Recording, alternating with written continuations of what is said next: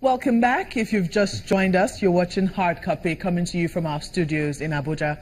Senator Magnus Abe is our guest tonight, and we're just about to turn our attention to his time in the Senate. But just before we do that, we're talking politics before we went on that break. The governor of your state, Governor Nyesom Wike, has said he doesn't understand why the president is coming to Rivers. He says he's welcome anyway, but he said maybe the president is coming to make sure that he will improve the fortunes of the APC that is dead in Rivers State. He thinks your party is dead. You know, I actually have been trying to, as much as possible, stick to the facts. First of all, the killings in Rivers State were people killed to kill the APC. When you say the president is coming to commiserate with those who died and to try to look into the issue, he's the president of Nigeria, he's free to go anywhere. A statement was made that the president is visiting this number of states. Now, when a date is fixed, those that are relevant to the visit, including the governor, myself, and others, will be contacted. But as far as I know, no date has been fixed for the president's visit, and that's why nobody has been contacted thus far. So once a date is chosen, like now, I think they've picked Monday for Benue or something, everybody will be contacted. That's one. Two, everybody knows that as far as Rivers State is concerned, Rivers State has been in the news for the past year plus now, and longer, for one thing and one thing alone: killings in Rivers State, beheadings, gruesome murders.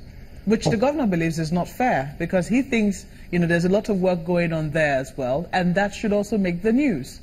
I think the governor should have been the happiest person to hear that the president is coming to the state to come and see those people and empathize with them.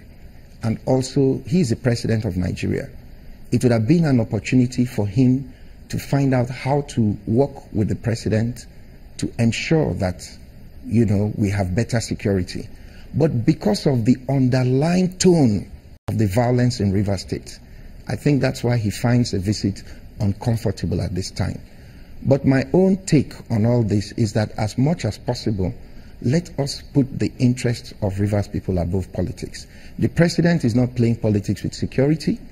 He is coming to Rivers State because the level of violence, beheadings and killings in Rivers State over the years has been unacceptable. Well, I had the opportunity of speaking with the governor this morning on, why he thinks that the APC is dead in your state, and it borders on what the APC has been able to do for the people of Rivers in their time at the central government. Now, I think I would also border on what you are doing for your people in Rivers State, your representation of them in the Senate. So the question is, some people say that you have been pretty quiet in this 8th Assembly compared to the 7th Assembly when you headed the Committee on Downstream. How do you respond to those people who think you've played down, or you're now toned down now in the current Assembly, in the current 8th Assembly?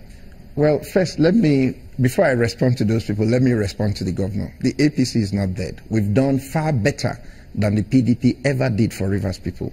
He referred to the airport, the international airport. That contract was awarded to Interboa by the PDP government. And the contractor on his own made a variation.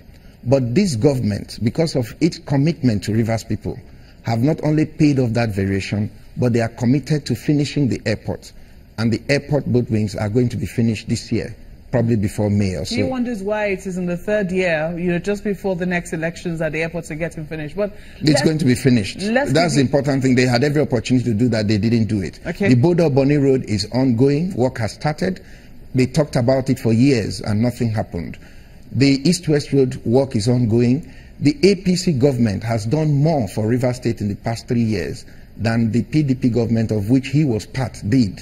So I think that from every angle, the Ogoni cleanup, which was submitted to their own government, where he believes that work is erratic, but I want you to focus. Even if work is erratic, yes, but at least this president has shown a commitment to the cleanup, has launched the cleanup, set up the structures, and is working.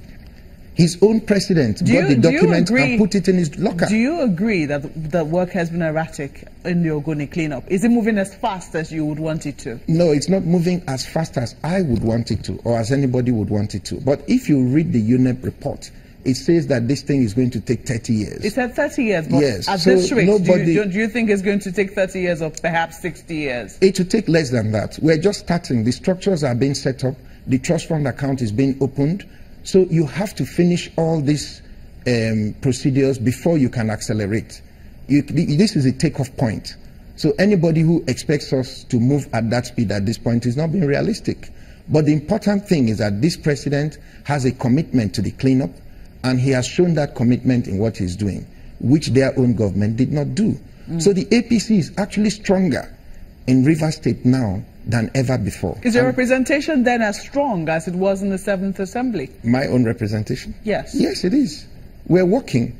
But you see, the dynamics of the 8th Senate is different from the dynamics of the 7th Senate. First of all, you have to remember, I was out of the Senate for 2 years when we had inconclusive elections, violence in elections, my office was burnt, people were killed, so many things went on. It took me almost 2 years to get back to the Senate. So before I got there, a lot of water, as they would say, has gone under the bridge. But I promised my people that in these 2 years I have left, I will try to do more than I did in the past 4 years. And we have been working, and we're still working very hard. You know, so I don't think that all those allegations are correct. The point of it is that, as you know, we have issues in the Senate arising out of the issues in the APC at the national level, which we're working to put behind us. So the 8th Senate has been very, very, very, very forward-looking. But because of the issues that we have within the party, which has affected the relationship between the Senate and the executive, it has not been possible for us to be able to achieve as much as we could have if we were working, if we had a better working relationship with the executive. How is that affecting your oversight of FEMA, for instance? I mean, FEMA under the watch of this 8th Senate, since I came on board, has improved, and there is no doubt about that. Every Nigerian who is familiar with how FEMA was working before and how it is working now would affirm that, you know, the presence of FEMA is now better felt. And that is not just credit to us in the National Assembly, it is also credit to the appointment of the new MD of FEMA, Engineer Rafindadi, who has been able to also move the agency to new levels. I'm very tempted to take on this controversy between, you know, introducing tolls and, you know, introducing fuel tax. They believe, I mean, there's some controversy going on. NIPS has its own ideas, and I think it's already a bill to set up the federal Roads Fund, yes, but right now it seems that that is not yet taken off. But let's quickly dwell on this one, which borders on the friction between the National Assembly and the executive, almost. At least that's what some people say. This sequencing of elections. How do you think it's going to play out at the end of the day? Are you one of those who believes that this is skewed against the president, if indeed you support him? I support the president, and I do so without reservations and without apologies to anyone. I think the president has done very well. I think there are things we can do better as a party, but I think that our primary responsibility as leaders of the All Progressives Congress is to come together, unite the party, solve whatever internal issues we may have, whether at our different state levels or at the national level, and face the elections and then face the repositioning of Nigeria, which is what the president is committed to. So I agree that there are issues within the party, but I believe that those issues are resolvable. And I also believe that the APC is the only party in this country at this time that can solve the problems of Nigeria, unite this country, and move the country forward. You've skillfully avoided on the sequencing of elections. The sequencing of elections. Yes. There is a law that has been passed by the National Assembly. I don't know if the president is going to sign that law or if he's going to veto it. But if the president vetoes the law, I will not support any move to override the president's veto. Because as a member of the All Progressives Congress, the president is part of the lawmaking process. And where he disagrees with something and he gives reasons for his disagreement, I think as members of our party, we should respect his views. If the president signs it into law, then it becomes the law of the land and our opinions become immaterial. Well, if Senator, he vetoes it, then I will stand by the president's veto. Well, Senator Magnus Abbey, thank you for coming on Hard Copy.